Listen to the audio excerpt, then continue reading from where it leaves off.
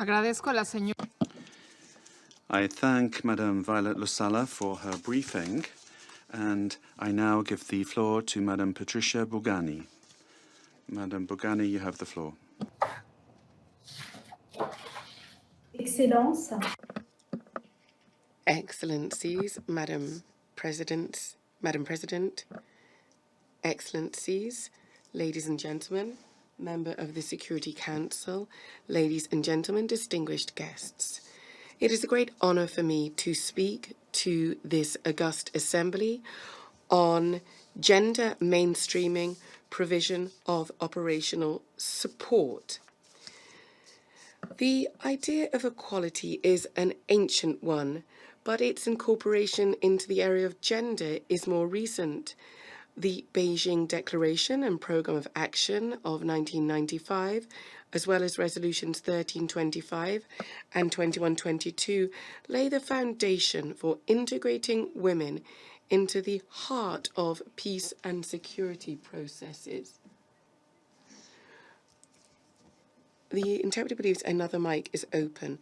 The Security Council has grasped this need by setting up a strategy regarding gender parity applicable to uniformed personnel in peacekeeping operations.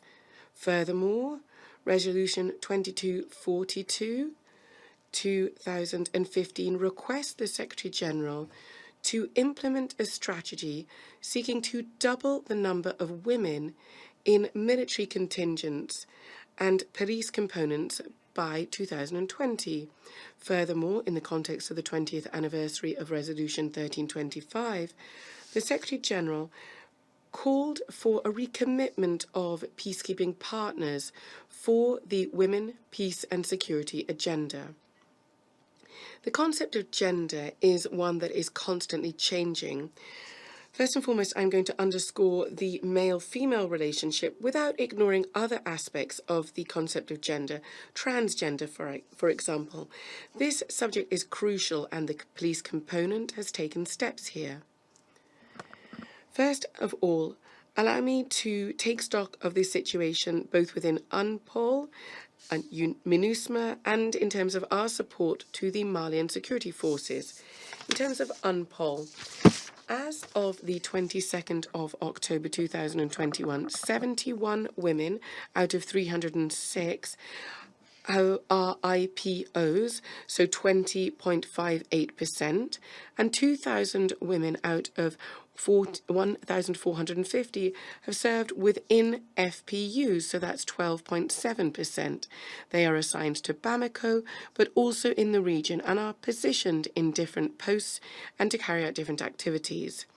The high profile of women within UNPOL should encourage the Malian population, but also the Malian security forces, to understand the assets and qualities of women, and even to encourage women to take up careers in posts that are traditionally considered as male-dominated ones.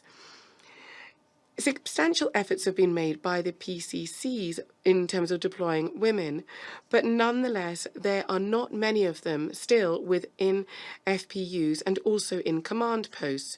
Regarding support for the Malian security forces, the gender dimension within the Malian security forces can be seen through our joint patrols, colocation, showing specifically the skills and competencies of a woman, through our training, within which we systematically request women be present, and furthermore, raising awareness on gender issues.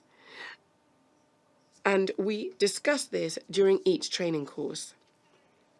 Furthermore, we also organise specific sessions, such as those on the role of women in safety and security of elections.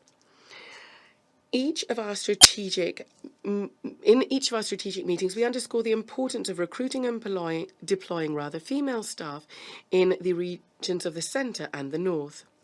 Over and beyond this general observation, several actions are currently undertaken. Within UNPOL, there are three main areas of our work. Firstly, monitoring infrastructure in the regions. Just to remind you, as part of the ELSI project, there's a goal for an FPU to deploy with 30 women, and the idea is to mobilize PCCs through this. Combating impunity is also one of our priorities. Therefore, we finalised our judicial police chain with a deployment of specifically trained IPOs so that they, men or women, can provide emergency assistance to the victims of gender-based violence. We've also raised the awareness of the regional directors of the Malian security forces on the technical support that we can make available to them. And finally, a shift in mindset. We need to be creative to further develop synergy of action with other substantive sections in the mission in order to promote the gender perspective. Taking into consideration cultural trends, and given the fact that few women are deployed in the Mali security forces in the centre and the north, UNPOL is developing the following strategies. Capacity building of the Malian security forces, in particular through construction, building women's dormitories in certain regions, and also having an office to enable victims be better welcomed.